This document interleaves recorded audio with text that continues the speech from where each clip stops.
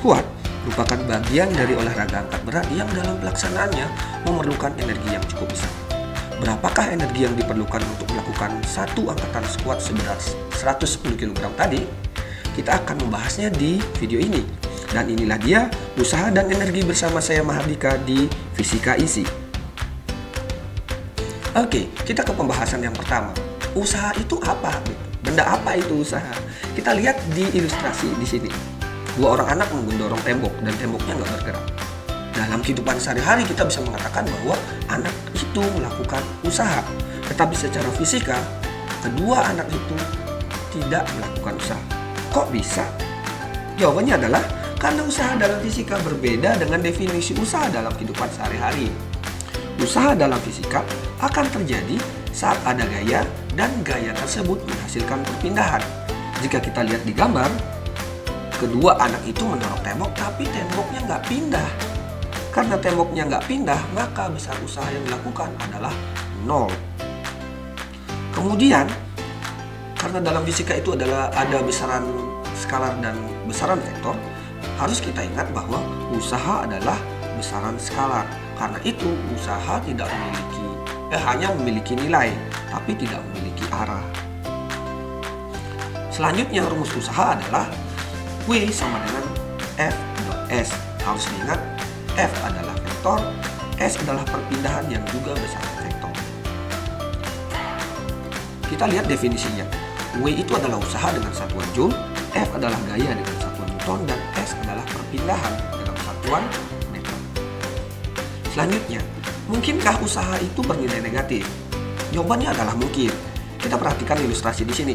Seorang anak mendorong meja dan mejanya kita anggap bergerak ke kanan. Di situ, kalau mejanya bergerak ke kanan, maka akan ada dua usaha yang bekerja pada meja. Yang pertama adalah usaha yang dikerjakan oleh anak. Usaha ini bernilai positif. Kenapa positif? Gayanya berarah ke kanan, mejanya pindah ke kanan. Jadi gaya dan perpindahannya searah. Selanjutnya, ada usaha yang kedua, usaha yang dilakukan oleh gaya gesekan. Gaya gesekan adalah gaya kontak yang arahnya selalu berlawanan dengan kecenderungan gerak benda. Bendanya bergerak ke kanan, gaya gesekannya pasti ke kiri. Maka usahanya adalah W dikali W sama dengan F gesekan dikali perpindahannya. F-nya berarah ke kiri, S-nya berarah ke kanan. Akibatnya usahanya bernilai negatif. Selanjutnya kita lihat gambar ini. Di situ digambarkan seorang anak menarik balok dengan gaya F. Gayanya membentuk sudut theta terhadap arah mendatar, kemudian baloknya berpindah sejauh S. Maka besar usaha yang dilakukan oleh anak itu adalah hasil kali antara gaya penyebab perpindahan dengan perpindahan yang dihasilkan. Gaya yang menyebabkan benda itu bergerak sejauh S adalah komponen gaya dalam arah mendatar.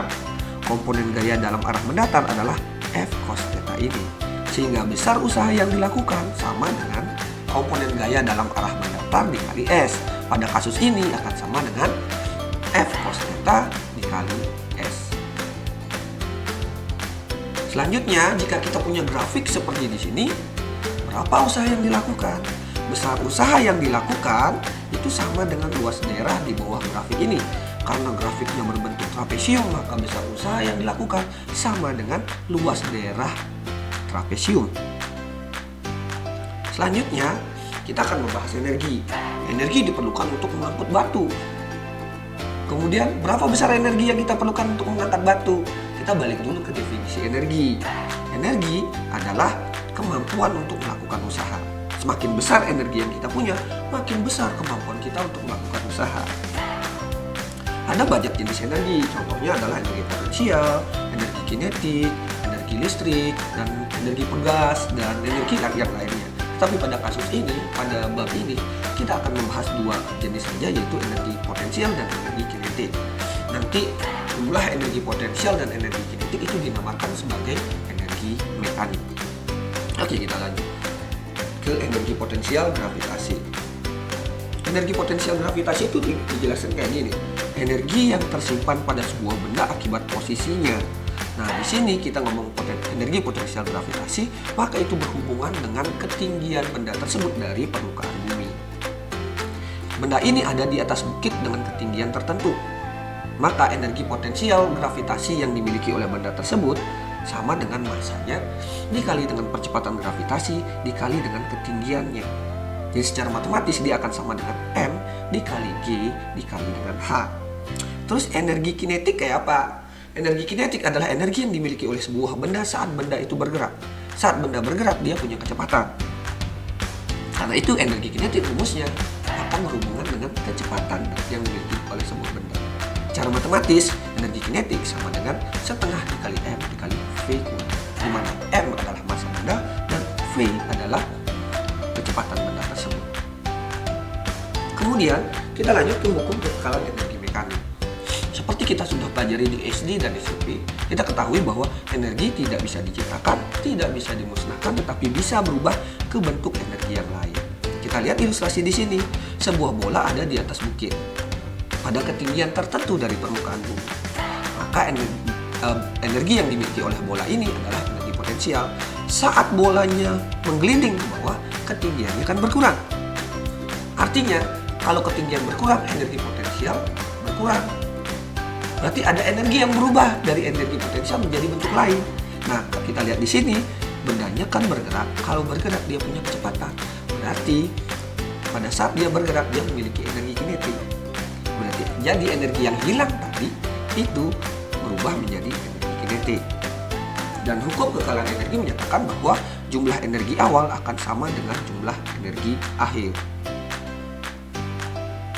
Mari kita perhatikan ilustrasi di sebuah, anggaplah ini ilustrasi roller coaster. Perhatikan titik A. Titik A itu ada di sini pada saat benda ini ada di atas, dan titik B pada saat benda ini ada di bawah. Di titik A, benda punya ketinggian yaitu 10 meter dan kecepatan 2 meter per second. Di titik B, dia nggak punya ketinggian karena dia ada di dasar sini, tetapi dia punya kecepatan. Maka di titik A, dia akan punya energi potensial ditambah dengan energi kinetik. Sedangkan di titik B, dia hanya punya energi kinetik karena ketinggiannya adalah 0. Berdasarkan hukum kekekalan energi, maka akan kita dapatkan bahwa energi potensial di titik A ditambah energi kinetik di titik A akan sama dengan energi kinetik di titik B. Secara matematis kita akan dapatkan yang ini.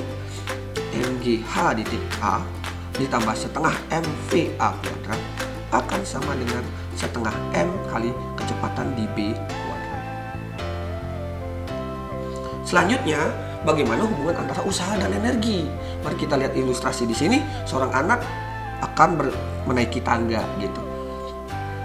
Nah, di situ pada saat anak itu bergerak menaiki tangga, kan dia menghabiskan energi. Dia juga berpindah. Berarti di situ ada energi, ada usaha nih. Karena ada gaya, ada perpindahan di situ. Berarti ada usaha gitu. Nah, sekarang hubungannya gimana nih antara energi dan usaha? Usaha yang kita lakukan itu akan menyebabkan perubahan energi dari benda yang bergerak di kasus ini. Energi apa yang berubah? Awalnya dia ada di sini, di bawah, kemudian berikutnya dia ada di atas. Di bawah ketinggiannya adalah 0, di atas dia ketinggiannya adalah H. Berarti ada perubahan energi potensial. Siapa yang menyebabkan perubahan energi potensial itu?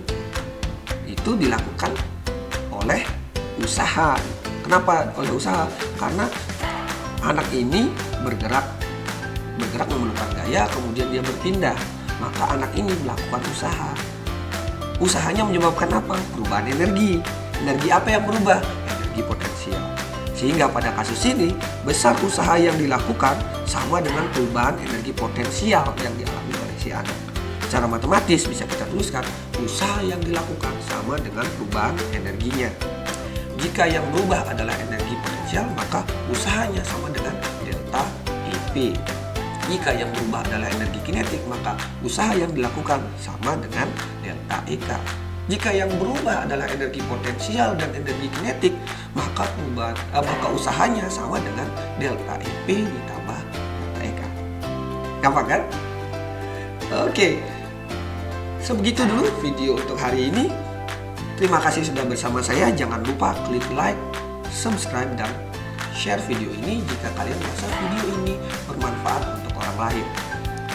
Oke, Sampai jumpa di video latihan untuk usaha dan energi di video berikutnya. Bye-bye. Salam fisika IF.